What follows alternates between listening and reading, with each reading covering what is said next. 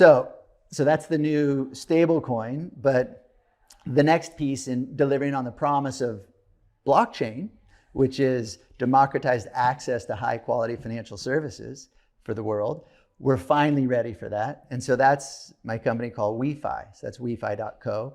And it is a Deobank. We've coined a new term called Deobank, a decentralized on-chain bank. So there's banking in the traditional systems, and then the neobank, which is using the traditional system, but with no physical presence, just online. And the Deobank is, instead of using the traditional system, it's online, but it's using the future system, the blockchain.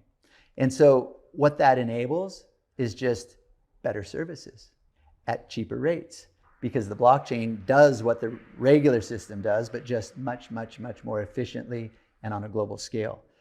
And so we've packaged and simplified the complexities of utilizing blockchain-based wallets and making investments in DeFi and different things like that. We've really created a very simple and friendly user interface and beautiful brand around it called WeFi.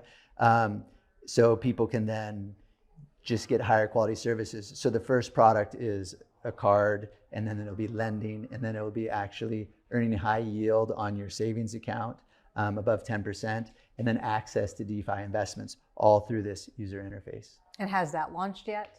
That's launched. Okay. Yeah.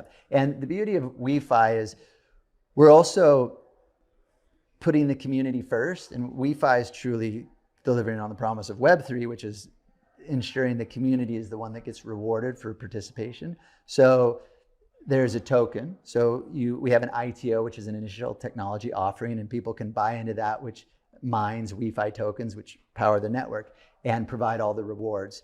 And since we're doing that type of sale, because then tens of thousands of people, and soon over 100,000 people, will be investors and customers. Because while we do provide very efficient banking services in a very beautiful package, there are a lot of people providing banking services. So how do you get ahead in that? You get lots of customers by making them your investors and by rewarding them the most and by giving them the rewards of the network. And the larger the network grows, the more the consumers get.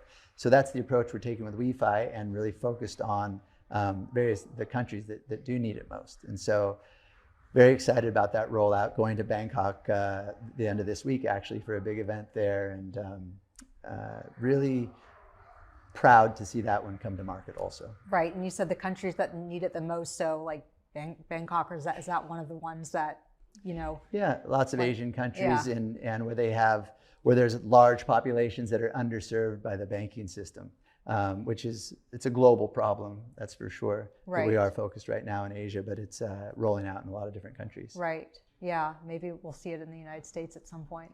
Yes, but that, in order for it to come to the United States, it needs to be more than just the regulatory winds at our back. It needs the regulations to be passed and set, and we need to understand how to navigate the regulatory landscape in order to not get in any trouble and make sure that we're adhering to everything. Mm-hmm. So it's in the beginning, it's easier to kind of roll these things out overseas, where we hold ourselves to those standards, but since the standards haven't even been set yet, you just never know what will happen. But yeah, it should be coming to the US soon as well. Awesome. Well, I'm excited for that.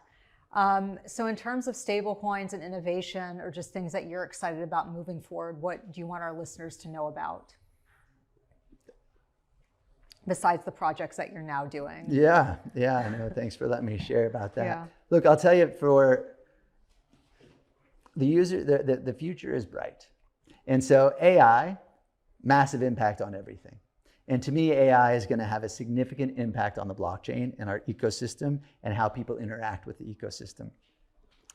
Most importantly, people are going to stop asking what chain is it on, or which stablecoin are you going to use, or how do I best send the money here or there. They're not going to care anymore, because they're going to ask their AI, or I should say, tell their wallet. It won't even be their AI. They're literally going to talk to their wallet and say, do this, like send $10 to my friend in Japan. Send it in the fastest, cheapest way. They're not going to care which stable coins used or which networks used or anything else. People are going to finally start focusing on getting done what they want done versus how to get it done. So what do people want done? They want to make payments. They want to make investments. They want to be involved in different communities. And right now, to make payments and do investments in the crypto space, it's complicated, especially if you want to do self-custody. It's very complicated. There's lots of risks. You might lose your password. You might get hacked. And so and since it's so complicated, the best user interface isn't going to mask that complication. The only way to solve like this interface moment for blockchain where the masses can participate is through AI. And that's coming soon, and it's probably coming faster than we think. But to me, that's something to lean into for everyone, is the understanding of the nuances of AI, how it works, how to get the most out of it, not just through crypto, but in all aspects of their life. Because like it or not, it's hitting us like a tidal wave, and a lot of people still kind of shy away from it. And so my encouragement is, yes, learn about blockchain and lean in, but just more importantly, learn about AI in all aspects of your life and how you can utilize it, because if you don't, you will quickly be left behind. So yeah, that's interesting. And I'm glad you bring that up, because I was going to ask you about AI and I forgot. So thank you for mentioning that. yeah.